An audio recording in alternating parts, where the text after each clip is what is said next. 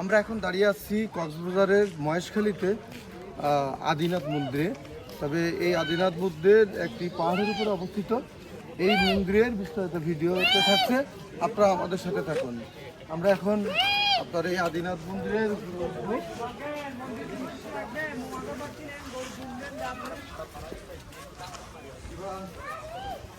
এই আদিনাথ মন্দির যে পাহাড়ের উপর মন্দিরের উপরে উঠতেছি।